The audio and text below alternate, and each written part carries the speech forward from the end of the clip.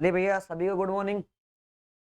तो हमने चलिए आगे करते हैं। हमने जो आज क्लास हमने आज छोड़ी थी, आज शायद हमने क्लास छोड़ी थी वो यहाँ पे ऑफ की थी हमने आज, जो हमने कल पे ऑफ की थी। तो कहाँ पर? वो यहाँ पर। अब यहाँ पर मैंने आपको बताया था कि 1656 में दूसरा क्या आया था, दूसरा निशान आया था। निशान मैंने आपको बताया था निशान क्या होता है एक प्रकार का। तो निशान क्या था? एक प्रकार का क्या था? आज्ञा पत्र था। क्या था? एक प्रकार का आज्ञा पत्र। और वो आज्ञा पत्र कहाँ कहाँ के लिए था? वो आज्ञा पत्र था बंगाल, और बंगाल के बाद कहाँ के लिए था? बिहार, और बिहार के बाद कहाँ के लिए था? वो उड़ीसा। तो बंगाल, बिहार और उड़ीसा में अंग्रेजों को काय की भाई, अंग्रेजों को व्यापार करने की क्या मिली थी? व्यापार करने में क्या मिली थी? छूट मिली थी। व्यापार करने में क्या मिली थी? छूट मिली थी। तो इसको हमने क्या नाम दिया गया? इस आज्ञा पत्र को ही क्या नाम दिया गया? निशान नाम दिया गया। निशान जो हुआ था वो किसने दिया था? तो वो बंगाल के सूबेदार शाह सुजा ने दिया था। किसको दिया था? वो अंग्रेजों को दिया था। इसको दिया था अंग्रेजों को। इसके बाद अगर हम आगे बात करें 1656 के बाद, तो बात आती है हमारी कितने की? 1658 की। तो 1658 में अंग्रेजों ने क्या काम किया था? बिहार, बंगाल, उड़ीसा व कोरोमंडल तट की जो सभी बस्तियां थी वह फोर्ट सेंट जॉर्ज के अधीन कर दी गई थी। मैंने आपको बताया था इस तरीके से कि अगर हम बात करें तो ये इंडिया का कौन सा वाला तट है, इस तरीके से ये जो तट है यहां से लेके यहां तक, तो ये वाला तट कहलाता है कौन सा वाला? कोरोमंडल तट। और कोरोमंडल तट पर ही क्या है?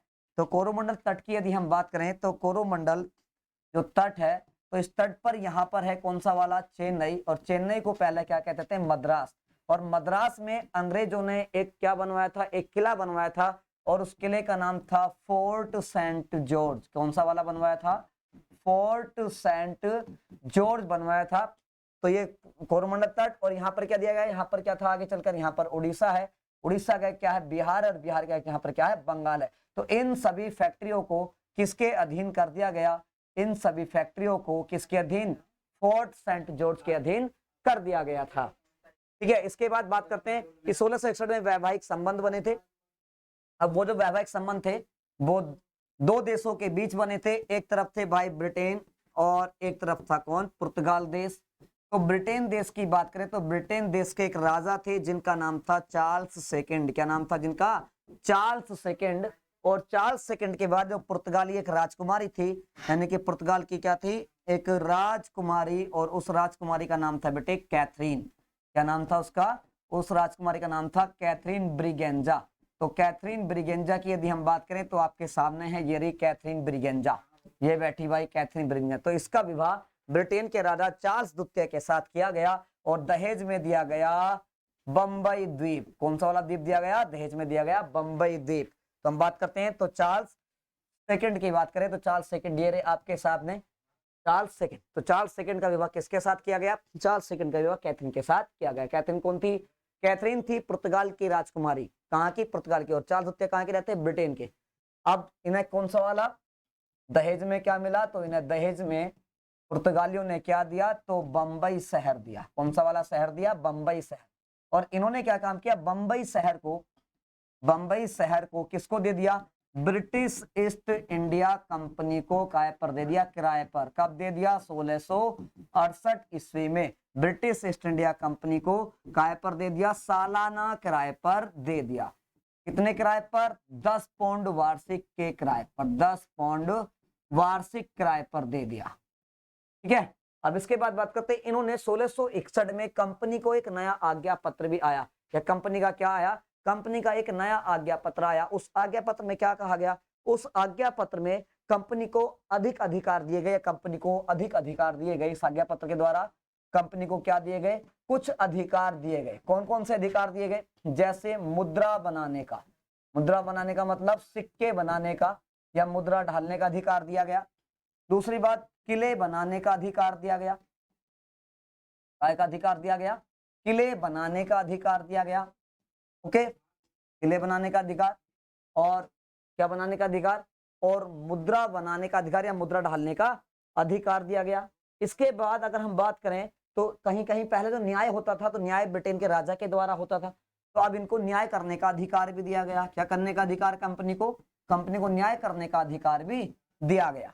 इसके अलावा जो गैर ईसाई राज थे भारत में कौन से वाले राज थे? भारत में जो गैर ईसाई राज्य थे, तो गैर ईसाई राज्यों के साथ क्या करने का? संधि विग्रह करने का या संधि करने का क्या दिया गया? संधि करने का अधिकार भी दिया गया। अब की बात है ये बात है 1661 के कंपनी के चार्टर की, 1661 के कंपनी के चार्टर की बात है। और ये चार्टर किसने प्रदान किया था? ये चार्टर किसने, ये चार्टर बनाया था, ये चार्टर बनाया था चार्ल्स सेकंड ने बनाया था। किसने बनाया था? चार्ल्स सेकंड ने इसको बनाया था। आगे बात करें इसके बाद, तो इसके बाद टाइम आता कितने का? 1669 का। अब देखो चार्ल्स सेकंड को, मैंने अभी पीछे बात बताई है, चार्ल्स सेकंड को जो बंबई शहर था, तो वो बंबई शहर कब 1661 में काय में मिला भाई? दहेज में मिला। काय में मिला? दहेज में। जब दहेज में मिला, इसके बाद ये बंबई शहर 1668 में, कितने में? 1668 में किसको सौंप दिया गया? ब्रिटिश ईस्ट इंडिया कंपनी को सौंप दिया गया। ब्रिटिश ईस्ट इंडिया कंपनी को काय पर दे दिया गया? किराए पर दे दिया गया। तो ब्रिटिश ईस्ट इंडिया कंपनी ने क्या काम किया? इस बंबई शहर को बंबई प्रेसिडेंसी के रूप में क्या किया? विकसित किया। तो बंबई प्रेसिडेंसी की बात करें तो बंबई प्रेसिडेंसी का जो गवर्नर बना, तो बंबई प्रेसिडेंसी कब बनी? 1669 में बनी। कितने में बनी? 1669 में बनी। और जब 1669 में बनी तो इसका जो गवर्नर बना, तो इसके गवर्नर का नाम था गेराल्ड ओंगियार। क्या नाम था? गेराल्ड ओंगियार। अर्थात बंबई को बंबई प्रेसिडेंसी के रूप में जो कन्वर्ट किया, तो वो किसने किया? वो किया किसने? गेराल्ड ओंगियार ने। ये आपके सामने रहे गेराल्ड ओंगियार। कौन थे ये? गेराल्ड ओंगियार, जिनको कहते हैं हम बंबई के संस्थापक। क्या कहते हैं जिनको हम? बंबई के संस्थापक या बंबई के वास्तुकार, ऐसा कह दीजिए, या बंबई के आर्किटेक्चर जिन्होंने बंबई को डिजाइन किया, वो कौन थे? वो थे भाई गेराल्ड ओंगियार। कब डिजाइन किया था इन्होंने? 1669 में डिजाइन किया। 1669 में इन्होंने बंबई को बंबई प्रेसिडेंसी के रूप में विकसित किया। इसके बाद आगे बात करते हैं, यहां पर ये गेराल्ड ओंगियार सूरत के क्या थे? ये सूरत प्रेसिडेंट, यानी कि सूरत के क्या थे? ये सूरत के प्रेसिडेंट भी थे। साथ ही साथ ये क्या थे? सूरत के क्या थे? ये सूरत के प्रेसिडेंट भी थे, यानी कि सूरत जो फैक्ट्री थी उसके क्या थे? ये अध्यक्ष भी थे। और साथ ही साथ ये बंबई प्रेसिडेंसी के क्या बने? बंबई प्रेसिडेंसी के ये गवर्नर बने। बंबई प्रेसिडेंसी के क्या बने? ये भाई गवर्नर भी बने। इसके बाद टाइम आगे बीतता गया, इन लोगों ने क्या काम किया? जैसे टाइम आया 1680 का। कितने का टाइम आया? ये आया 1680 का। अब 1680 में औरंगजेब का क्या आया? एक फरमान आया। औरंगजेब का क्या आया? एक फरमान आया। फरमान का मतलब एक आज्ञा पत्र आया, और औरंगजेब ने क्या कहा? अपने बंगाल में एक अनाउंसमेंट करवाया कि कोई भी व्यक्ति को, यानी कि कोई भी व्यक्ति जो बंगाल से जो अंग्रेज लोग व्यापार कर रहे थे, तो ये कहा गया अपने बंगाल के नागरिकों से कि कोई भी व्यक्ति काय के लिए भाई? चुंगी कर के लिए। काय के लिए भाई? चुंगी कर के लिए कंपनी के आदमियों को परेशान नहीं करेगा। कंपनी के, यदि हम बात करें तो कंपनी के आदमियों को परेशान नहीं करेगा, यानी कि टैक्स देने के लिए कोई भी बंगाल का व्यक्ति ब्रिटिश ईस्ट इंडिया कंपनी के व्यक्तियों को परेशान या आदमियों को परेशान नहीं करेगा, न करे। ये कौन है भाई? ये है कौन? ये है औरंगजेब। कौन है ये? ये है कौन? औरंगजेब। और औरंगजेब का शासनकाल आपको पता ही है, कब से कब तक रहे थे ये गद्दी पर? तो ये 1658 से लेकर 1707 तक क्या रहे? मुगल गद्दी पर रहे, या मुगल सिंहासन की गद्दी पर रहे थे।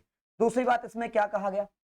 तो पहली बात तो यही थी कि पहली बात क्या कही गई कि कोई भी व्यक्ति चुंगी कर के लिए कंपनी के आदमी को परेशान नहीं करेगा, और कंपनी के व्यापार में कोई व्यक्ति रुकावट नहीं डालेगा। ये बात भी कही गई कि कोई भी व्यक्ति क्या काम नहीं करेगा? कोई भी कंपनी के व्यापार में क्या नहीं करेगा? कंपनी के व्यापार में किसी भी प्रकार की रुकावट नहीं डालेगा या नहीं करेगा।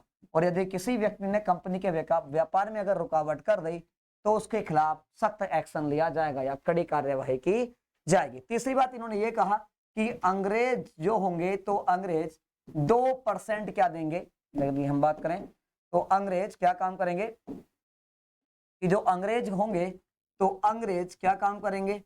तो अंग्रेज 2%, कितने परसेंट?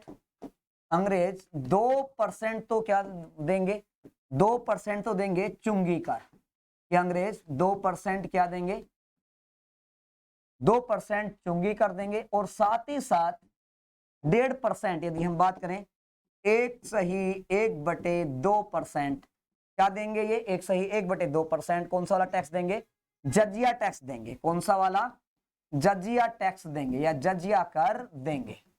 यानी कि अंग्रेजों को चुंगी कर के साथ साथ जजिया कर भी देना पड़ेगा। अब बात करते हैं जजिया कर क्या होता है। तो जजिया कर की यदि हम बात करें तो जो जजिया कर होता है, तो जजिया कर एक प्रकार का कैसा कर था, तो एक प्रकार का ये सुरक्षा कर था।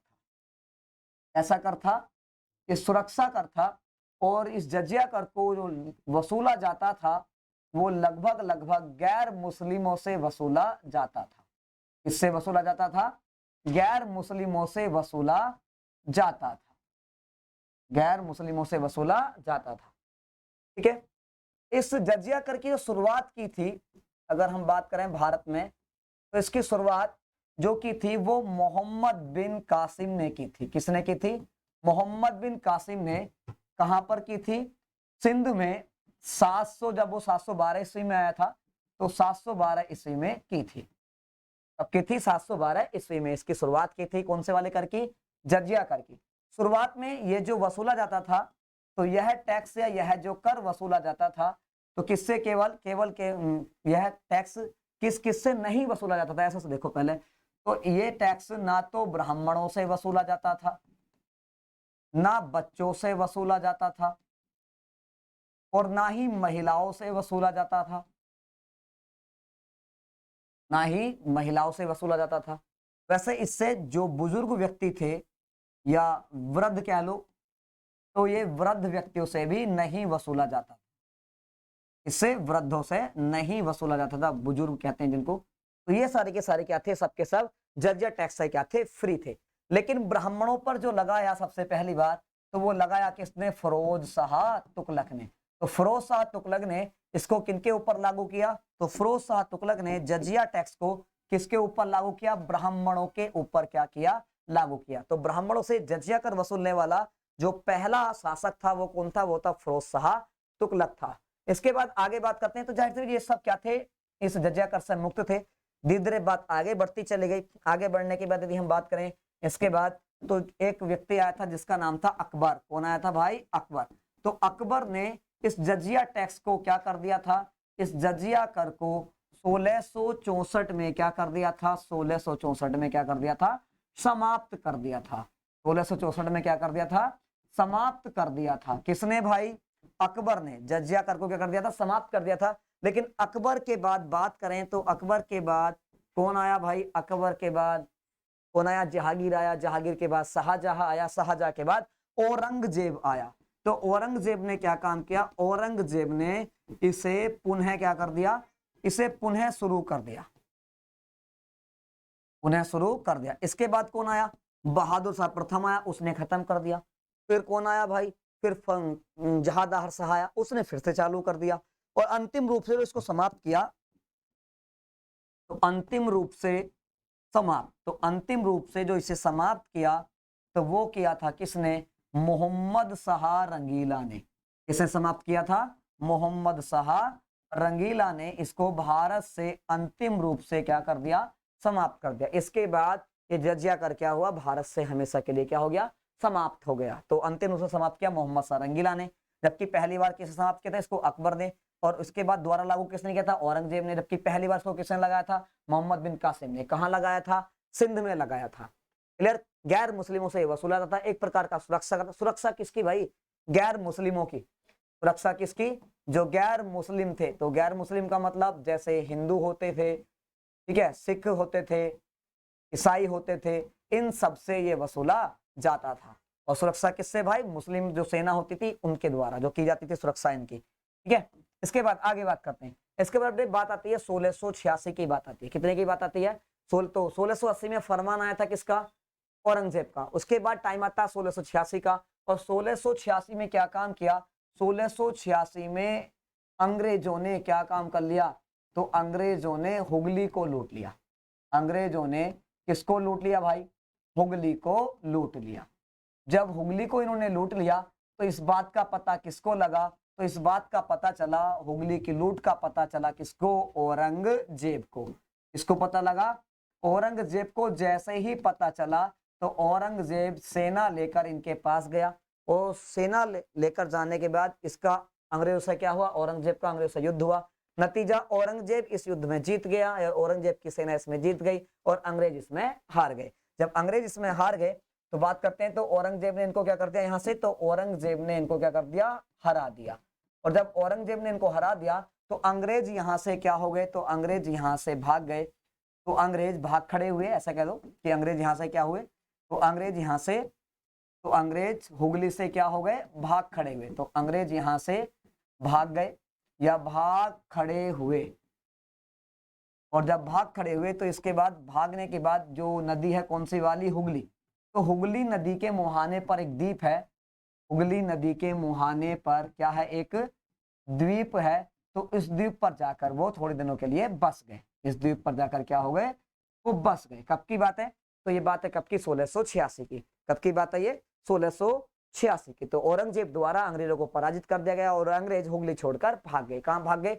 भागे हुगली नदी के मुहाने पर एक द्वीप है, तो वहां पर जाकर ये रहे कुछ दिन। जैसे रहे तो बात आती है 1687 की। कितने की बात आती है? 1687 की। तो लगभग कुछ माह वहां रुके। और जब शरद ऋतु आई, शरद ऋतु का मतलब जब सर्दी का मौसम आया, तो शरद ऋतु में इनको कहां पर? तो बात करते हैं बंगाल में एक जगह है सुतानाती। कौन सी? बंगाल में एक जगह है सुतानाती। तो सुतानाती लौट आने की क्या मिली इनको? सुतानाती लौट आने की क्या मिली इनको? आज्ञा मिली। बोले कि भाई आप आ जाओ। औरंगजेब के पास अंग्रेजों का एक क्या गया? दल गया। उसने परमिशन मांगी कि बोले भैया हमें लौट आने दो, हम आज के बाद ऐसा नहीं करेंगे, आज के बाद कोई लूटपाट का काम नहीं होगा। अगर लूटपाट का अगर हम करते हुए पाए जाते हैं तो आप क्या करना? हमारे खिलाफ सख्त एक्शन ले लेना। तो औरंगजेब बोला चलो ठीक है, अगर ऐसी बात है। तो औरंगजेब ने इनको सुतानाती लौट आने की क्या दे दी भाई? परमिशन दे दी। एक व्यक्ति था जिसका नाम था बेटे जोब चारनॉक। क्या नाम था जिसका? जोब चारनॉक। क्या नाम था इसका? चाहे तो ऐसा लिख देना जोब चारनॉक, या चाहे ऐसा लिख देना जोब चारनॉक। तो जोब चारनॉक था। तो जोब चारनॉक ने क्या काम किया? यहीं से बैठे बैठे कहां पर? जहां से ये था। तो अंग्रेजों के लिए क्या काम किया? अंग्रेजों से संधि का प्रस्ताव, सॉरी औरंगजेब से संधि का प्रस्ताव भेजा कि बोले कि भाई, तो ये काम किसने किया था? जोब चारनॉक ने क्या ली? इनसे परमिशन ली। कहां से कहां लौट आने की? सुतानाती लौट आने की। तो इस व्यक्ति ने क्या ली थी? परमिशन ली थी। ध्यान रखना, ठीक है। चलिए आगे बात करते हैं हम, ठीक है। तो कब कब मिली थी? 1687 की बात है। 1687 में एक खास बात और हुआ, या एक खास बात और हुई। तो कौन सी वाली बात हुई? देखो 1687 में जो अंग्रेजों को सुतानाती लौट आने की क्या मिली भाई? आज्ञा मिली। ये आज्ञा किसने दिलवाई थी? मैंने आपको बताया था किसने? जोब चारनॉक ने। किसने भाई? जोब चारनॉक ने क्या किया था? इस आज्ञा को जल्दी से बताओ, दिलवाया था। किसने दिलवाया था? जोब चारनॉक ने। जब जोब चारनॉक आया, इसके बाद आगे बात करते हैं 1687 में एक खास काम हुआ। तो इसने जोब चारनॉक ने, और जोब चारनॉक ही आगे चलकर क्या काम करेगा? 1690 में क्या काम करेगा? सुतानाती में, सुतानाती में एक फैक्ट्री भी स्थापित करेगा। सुतानाती में क्या काम करेगा? एक फैक्ट्री स्थापित करेगा। तो अंग्रेजों की एक फैक्ट्री जो स्थापित हो गई, तो वो कब होगी? सुतानाती में 1690 में होगी। कितने में होगी? 1690 में। वो आगे आएगा पॉइंट, तो मैं आगे बताऊंगा आपको। चलिए इसके बाद आगे बात करते हैं। बात है 1687 की। तो एक खास काम और हुआ। चलिए 1687 की बात करें तो पहले इसको देख लेते हैं। एक खास काम और, जो अंग्रेजों का मुख्यालय था। अंग्रेजों का क्या था भाई? जो अंग्रेजों का मुख्यालय था। इसका मुख्यालय था कि जो अंग्रेजों का मुख्यालय था, वो मुख्यालय पहले कहां था भाई? सूरत था। कहां था? सूरत। तो सूरत से अंग्रेजों का मुख्यालय कहां कर दिया गया? सूरत से अंग्रेजों का मुख्यालय कहां स्थानांतरित कर दिया गया? बंबई स्थानांतरित कर दिया गया। यानी कि अगर आपसे पूछा जाए कि अंग्रेजों का मुख्यालय सूरत से बंबई कब स्थानांतरित हुआ, तो सूरत से खत्म हो गया और मुख्यालय कहां बना लिया गया? बंबई में बना लिया गया। कब की बात है? ये बात है कब की? 1687 की। कब की बात है ये? 1687 की। अब इसके बाद जैसे ही मैंने आपको बताऊं कि बंबई प्रेसिडेंसी का एक अध्यक्ष था जो पहले बता गेराल्ड ओगियार क्या बनता, गवर्नर बना था। उसके बाद उसके कहते हैं वो कब तक रहा था, 77 तक रहा। इसके बाद आगे बात करते हैं नेक्स्ट पॉइंट की तरफ। तो इसके बाद टाइम आता है कितने का हमारा, तो इसके बाद टाइम आता है 1688 का। अब 1688 में एक अंग्रेज थे जिनका नाम था सर जॉन चाइल्ड। ये रे देखो सर जॉन चाइल्ड आपके सामने, ये है, ये कौन है, ये है सर जॉन चाइल्ड। क्या नाम है इनका, सर जॉन चाइल्ड। तो सर जॉन चाइल्ड ने क्या काम किया, इन्होंने 2-3 काम किए। पहली बात तो आपको मैं बताऊं तो इस तरीके से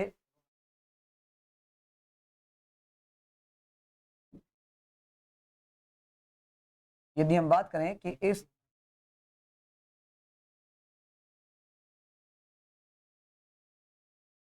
ये हमारा क्या है,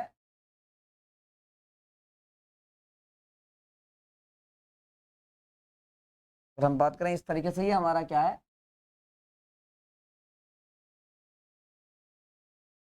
ये है हमारा इंडिया। ठीक है, अब इस इंडिया में क्या बात होती है, देखो इस इंडिया में 2 तट है। ये वाला तट कौन सा है बेटे, ये वाला तट है हमारा कौन सा, पश्चिमी तट है। ये वाला कौन सा तट है, पश्चिमी तट है। और ये वाला कौन सा तट है, तो ये वाला तट है कौन सा वाला, पूर्वी तट है।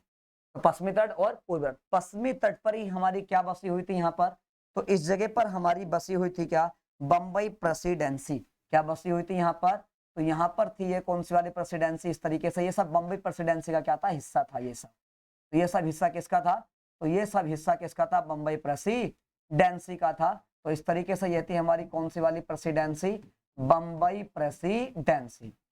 तो बम्बई प्रेसिडेंसी ने क्या काम किया, जो पश्चिमी तट पर जितने भी मुगलों के क्या थे, जितने भी मुगलों के क्या थे, बंदरगाह थे, तो इसने पश्चिमी तट पर, कौन से वाले तट पर, तो पश्चिमी तट के, इसने भाई सर जॉन चाइल्ड ने, तो पश्चिमी तट के मुगल बंदरगाहों पर, मुगल बंदरगाहों का क्या कर लिया, तो मुगल बंदरगाहों का इसने क्या डाल दिया, घेरा डाल दिया। घेरा का मतलब उन सबको अपने अंदर में, अपने अंडर में ले लिया।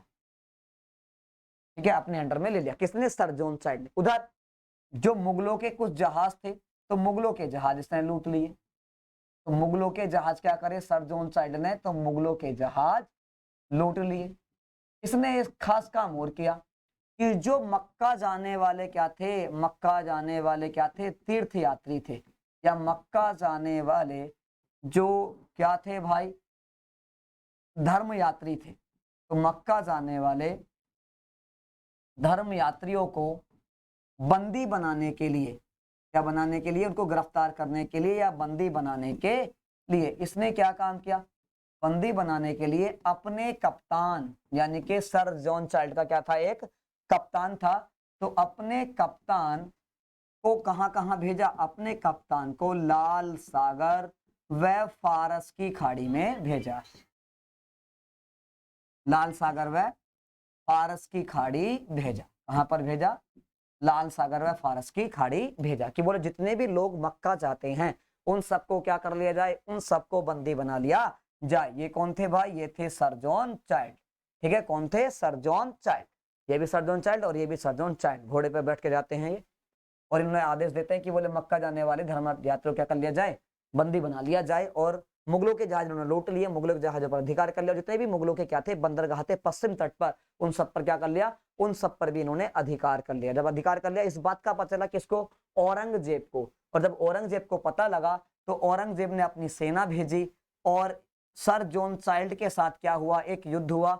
एक तरफ युद्ध में कौन सी वाली सेना थी, एक तरफ युद्ध में थी कौन सी वाली सेना, एक तरफ युद्ध में थी मुगल सेना। कौन सी सेना थी, मुगल सेना थी। मुगल सेना इस युद्ध में जीत जाती है और जो सर जॉन चाइल्ड होते हैं वो इस युद्ध में क्या होते हैं, हार जाते हैं। कौन हार जाते हैं, सर जॉन चाइल्ड इस युद्ध में क्या होते हैं, हार जाते हैं। जो औरंगजेब होता है इन सर जॉन चाइल्ड को क्या काम करता है, भारत से निष्कासित कर देता है।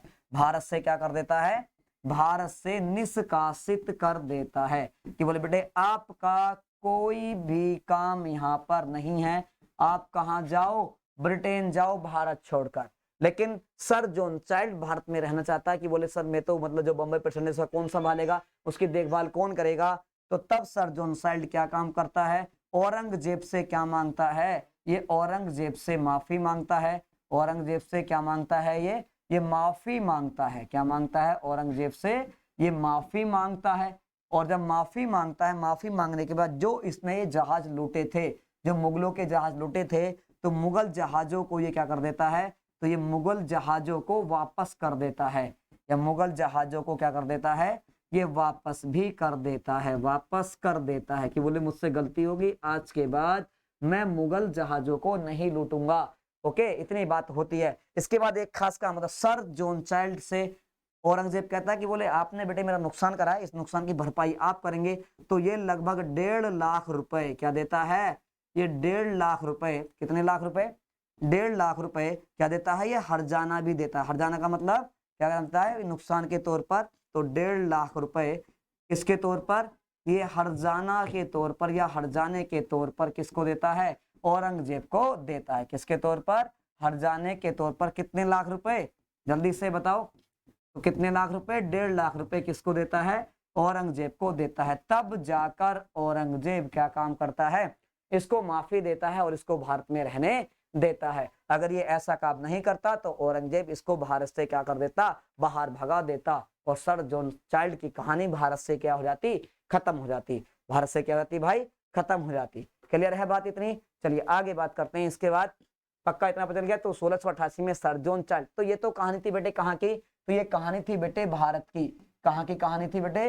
ये कहानी थी कहाँ की? भारत की। अब 1688 में इंग्लैंड में एक घटना घटी। कहाँ पर? कि 1688 में इंग्लैंड में क्या हुई? तो इंग्लैंड में एक घटना हुई। इंग्लैंड में क्या काम हुआ? तो बेटे इंग्लैंड की क्या हुई बेटे? क्रांति हुई। इंग्लैंड की क्या हुई? क्रांति। इंग्लैंड में यानी कब की बात है? ये 1688 की, जब भारत में सर जॉन चाइल्ड क्या काम कर रहे थे? मुगल जहाजों को लूट रहे थे और मुगलों के बंदरगाहों पर अधिकार कर रहे थे। तब क्या बात हुई थी? तो तब इंग्लैंड में क्रांति हुई। क्रांति क्या हुई? जो बेटे एक राजा थे इंग्लैंड के, जिनका नाम था बेटे जेम्स सेकंड। क्या नाम था इनका? इनका नाम था बेटे जेम्स सेकंड। तो जेम्स सेकंड का क्या हो गया? तो बेटे जेम्स सेकंड का तख्ता पलट हो गया। तख्ता पलट का मतलब कि जेम्स सेकंड थे, तो जेम्स सेकंड को बेटे गद्दी से क्या कर दिया गया? इनको गद्दी से हटा दिया गया। ये कौन है बेटे आपके सामने? ये है बेटे कौन? ये है आपके जेम्स सेकंड। कौन है ये? James second. तो जेम्स सेकंड को इनको हटा दिया गया गद्दी से। हटाने के बाद जो नए राजा बने, तो नए राजा बेटे ये हैं आपके सामने, जो जिनका नाम है विलियम सेकंड। क्या नाम है जिनका? विलियम सेकंड व मैरी। विलियम सेकंड, और ये महारानी कौन है बेटे? मैरी सेकंड है। कौन है ये? मैरी सेकंड है। और एक कौन है बेटे? एक है हमारे विलियम सेकंड। तो जेम्स सेकंड को हटाकर किसको? विलियम सेकंड को और मैरी सेकंड को क्या बनाया गया? संयुक्त शासक बनाया गया। क्या बनाया गया? तो जेम्स सेकंड का तख्ता पलट हो गया, अर्थात जेम्स सेकंड को क्या कर दिया गया?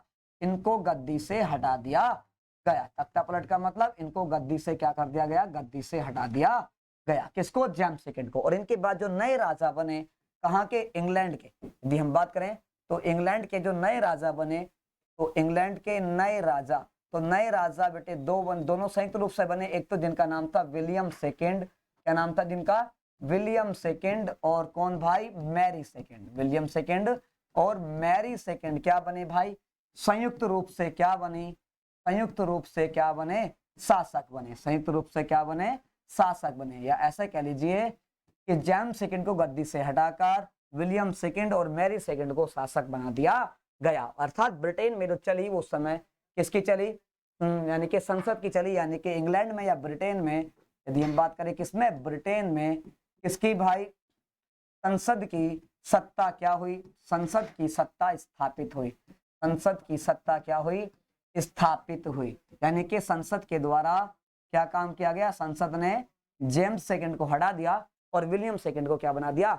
और मैरी सेकंड को ब्रिटेन का राजा बना दिया। संयुक्त रूप से कि दोनों कंबाइन रूप से सस्ता चलेंगे। जो संसद थी, संसद में किस पार्टी की सरकार आई? तो संसद में सरकार आई व्हिग पार्टी की। कौन सी पार्टी की? तो व्हिग पार्टी क्या हुई भाई? सत्ता में आई। जब व्हिग पार्टी सत्ता में आई तो व्हिग पार्टी ने आते ही क्या काम किया?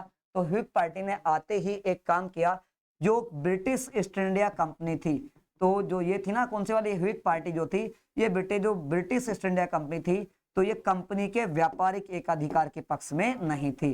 यानी कि ये किसके अधिकार में नहीं थी? ये कंपनी के कैसे पक्ष में नहीं थी? व्यापारिक एकाधिकार के पक्ष में नहीं थी। एकाधिकार पक्ष का मतलब एकाधिकार के पक्ष में नहीं थी। पक्ष का मतलब भाई कि बोले कि कंपनी को व्यापारिक एकाधिकार, केवल कंपनी को ही व्यापारिक एकाधिकार ना हो, बल्कि व्यापार करने का अधिकार, यानी कि पूर्वी देशों के साथ या भारत देश के साथ व्यापार करने का अधिकार ब्रिटेन के सभी लोगों को हो। इसको लोगों को हो, सभी लोगों को हो।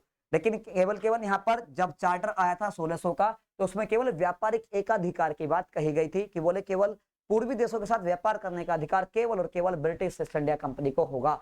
या जो कंपनी थी जिसका नाम था the governor and company of merchant of London trading into the East Indies, जिसकी स्थापना मैंने आपको बताई थी यानी कि 1599 में हुई थी, सितंबर 1599 में, और 1600 ईस्वी में उसका नाम बदल दिया था।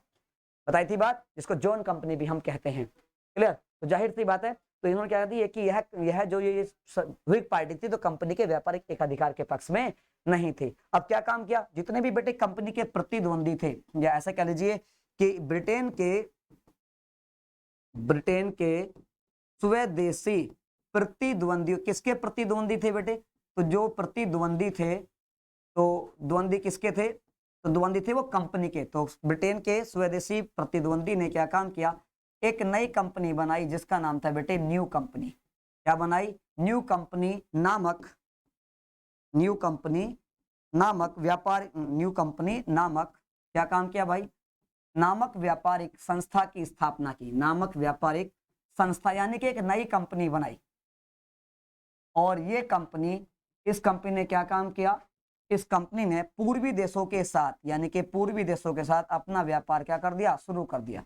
तो पूर्वी देशों के साथ इसने क्या काम किया, तो पूर्वी देशों के साथ इसने अपना व्यापार क्या कर दिया, अपना व्यापार शुरू कर दिया।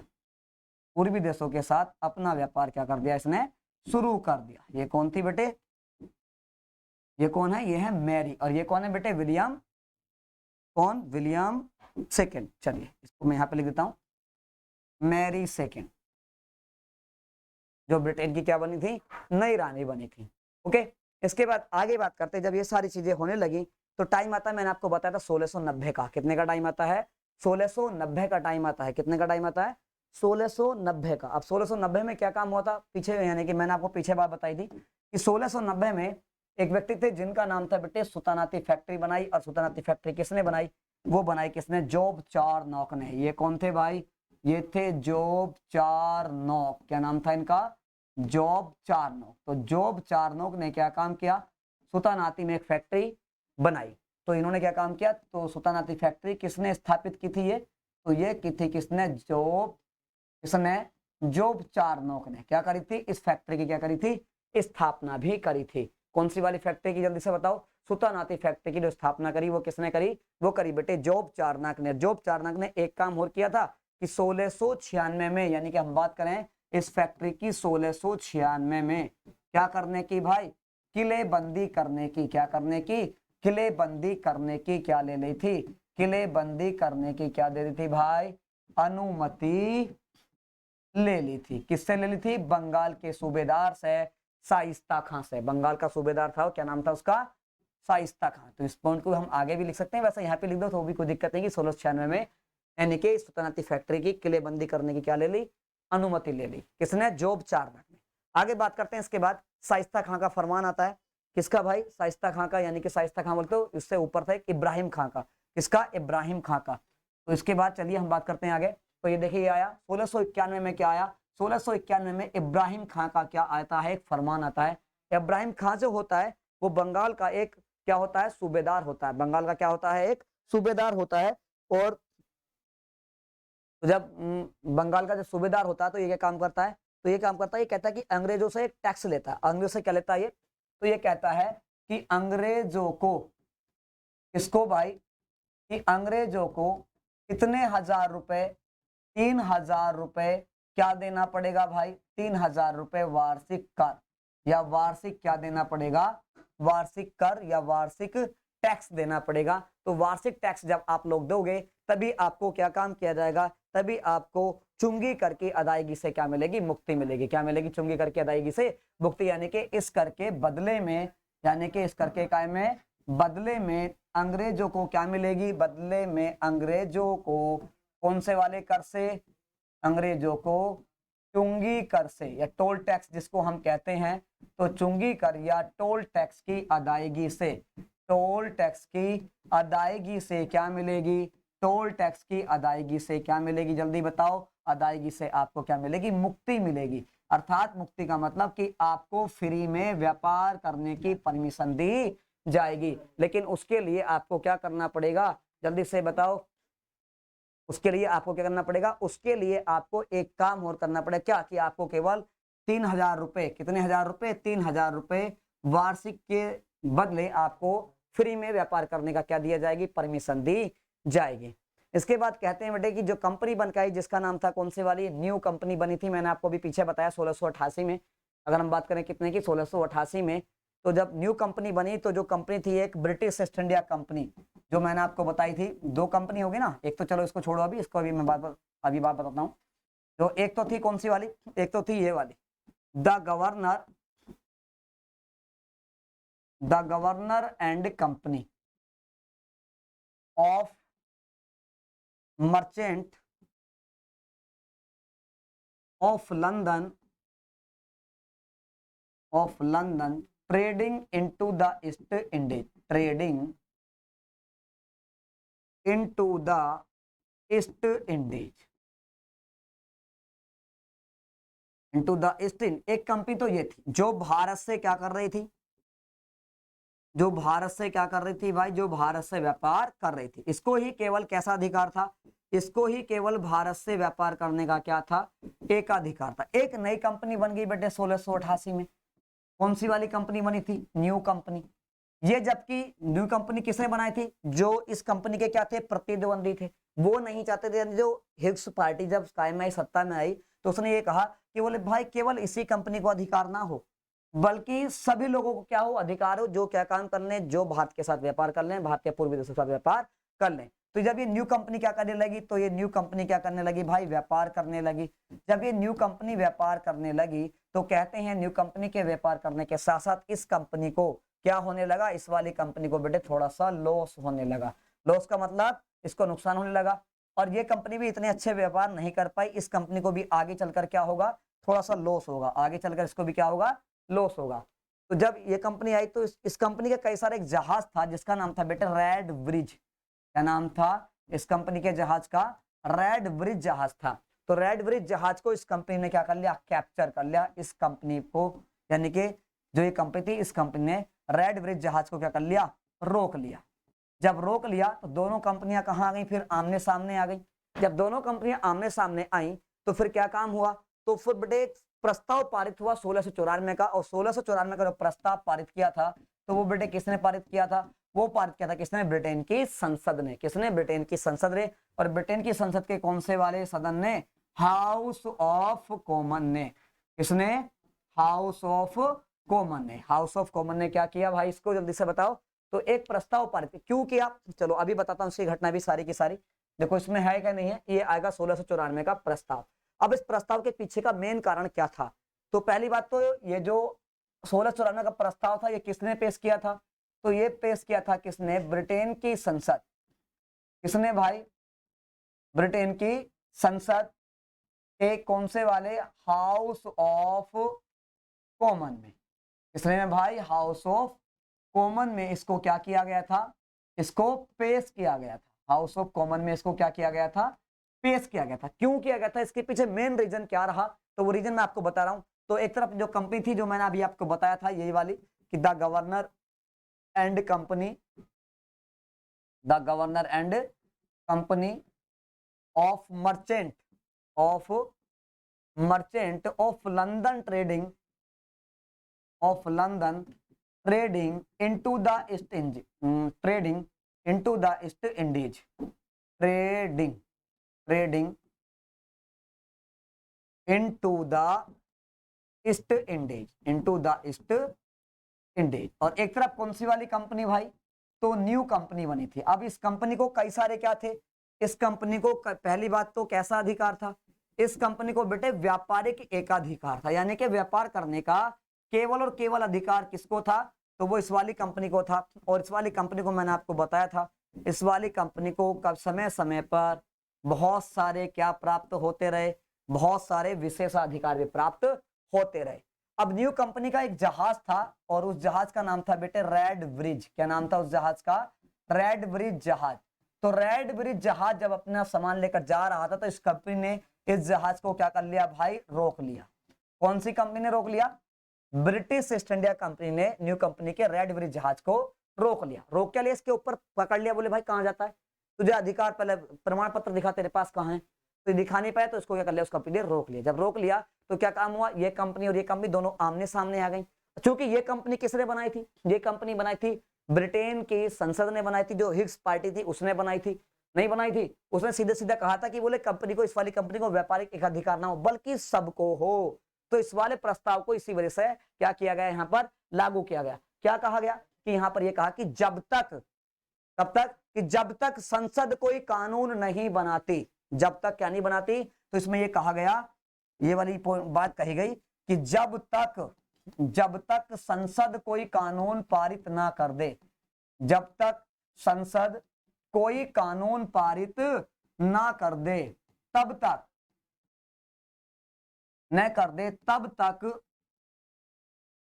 ब्रिटेन के सभी नागरिकों को, ब्रिटेन के सभी नागरिकों को, ब्रिटेन के सभी नागरिकों को पूर्वी देशों के साथ, कौन से देशों के साथ?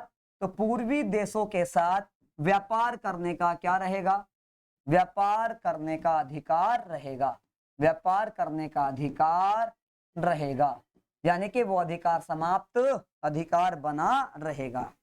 यानी कि हर व्यक्ति पूर्व के देशों के साथ क्या कर सकता है? व्यापार कर सकता। कब तक? जब तक संसद कोई नया कानून पारित ना कर दे। अगर संसद नया कानून पारित कर देती है और कहती है कि बोले अधिकार केवल व्यापार का किसको है? इस ब्रिटिश ईस्ट इंडिया कंपनी को है, तो तब जाकर ये लोग व्यापार करना वहां से बंद कर देंगे या न्यू कंपनी व्यापार करना क्या कर देगी? बंद कर देगी। लेकिन ऐसी बात नहीं कही गई थी अब तक। और इसी को बात को लाने के लिए 1694 में क्या लाया गया? एक प्रस्ताव लाया गया। लेकिन संसद ने इस प्रस्ताव को क्या, प्रस्ताव तो लाए लेकिन कहा कि चलो छोड़ो भाई, ठीक है, सब लोगों को क्या है? अधिकार है, सब लोग करो। लेकिन उसके बाद जैसे जैसे धीरे धीरे आगे बढ़ते रहे तो कंपनियों को क्या होता चला गया बेटे? लॉस होता चला गया। जब कंपनियों को लॉस हुआ तो आगे चलेंगे, जब हम 1698 में बेटे जब हम चलेंगे तो 1698 में जो दोनों कंपनियां होंगी इनको एक साथ करने का भी क्या आएगा? प्रस्ताव आएगा। ये दोनों कंपनियां आगे चलकर क्या हो जाएंगी? ये दोनों कंपनियां आगे चलकर एक हो जाएंगी। ब्रिटिश ईस्ट इंडिया कंपनी भी और न्यू कंपनी भी, दोनों क्या हो जाएंगी? एक हो जाएंगी। लेकिन उससे पहले हम बात करते हैं 1696 की, जो मैंने अभी आपको बताया था कि 1696 में क्या काम हुआ था। तो चलिए आगे बात करते हैं। और इस प्रस्ताव का इफेक्ट जो देखने को मिलेगा ना, इस प्रस्ताव का इफेक्ट देखने को मिलेगा हमें कितने में? 1698 में। ठीक है, कितने में? तो 1698 में हमें इसका प्रभाव देखने को मिलेगा। तो इसकी बात थोड़ी सी कहां करेंगे? आगे चलकर करेंगे या यहीं पर कर लें? पहले एक लाइन देख लेते हैं, कौन सी वाली? 1696 वाली। तो 1696 में क्या? 1696 में बेटे एक ही काम हुआ, वो मैं आपको बता रहा हूँ डायरेक्टली यहीं पे। 1696 वाली बात मैं आपको यहाँ बता रहा हूँ, यहाँ पे। तो 1696 में क्या काम हुआ था? वही जो सुल्तानाती थी, तो सुल्तानाती फैक्ट्री की क्या करने की भाई? सुल्तानाती फैक्ट्री की क्या करने की? सुल्तानाती फैक्ट्री की क्या करने की? किलेबंदी करने की क्या मिल गई थी? किलेबंदी करने की क्या मिल गई? अंग्रेजों को क्या मिल गई भाई?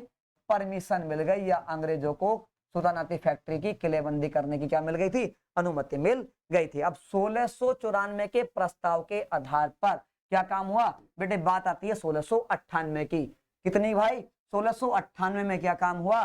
दो नई व्यापारिक कंपनियां बनी। सुनो पहले, इसके बाद में ये एक हो जाएंगी, सबकी सब एक होने वाली है। न्यू कंपनी भी एक होगी और जो ये दो नई व्यापारिक कंपनियां बनेंगी ये भी क्या हो जाएंगी? दोनों की दोनों एक हो जाएंगी। आगे चलकर होंगी लेकिन अभी नहीं। तो फिलहाल पहले 1698 की बात करते हैं बेटे कि दो नई व्यापारिक कंपनियों का क्या किया गया? गठन किया गया। तो ब्रिटेन ने क्या काम किया है? ब्रिटेन की संसद ने दो नई व्यापारिक कंपनियों का क्या किया भाई? गठन किया।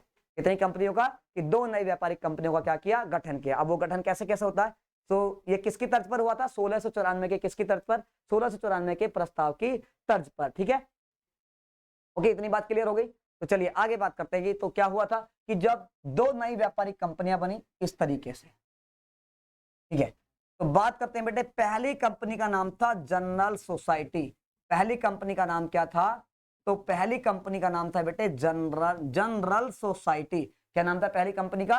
तो पहली कंपनी का नाम था बेटे जनरल सोसाइटी। और दूसरी कंपनी का नाम था English company trading into east. क्या नाम था? इन द ईस्ट, यानी कि इंग्लिश कंपनी, क्या नाम था इसका, इसका नाम था बेटे इंग्लिश कंपनी, दूसरी कंपनी का नाम था English company trading trading in the east, in the east. ये दो कंपनियां क्या हुई, trading, English company trading in the east. और पहली कंपनी कौन सी बनी बेटे, जनरल सोसाइटी। कौन सी वाली कंपनी बनी, जनरल सोसाइटी। दोनों की दोनों कब बनी थी, दोनों की दोनों 1698 में बनी थी। ठीक है, तो चलिए फिलहाल भैया आज की क्लास यहीं पर छोड़ते हैं और थोड़े इसके बाकी काम कल करेंगे। तब के लिए भैया जय हिंद जय भारत। ओके भाई, तब तक बढ़िया सा रहिए, मुस्कुराते रहिए, हंसते रहिए, पढ़ते रहिए, मेहनत करते रहिए। चलिए भैया बाय बाय।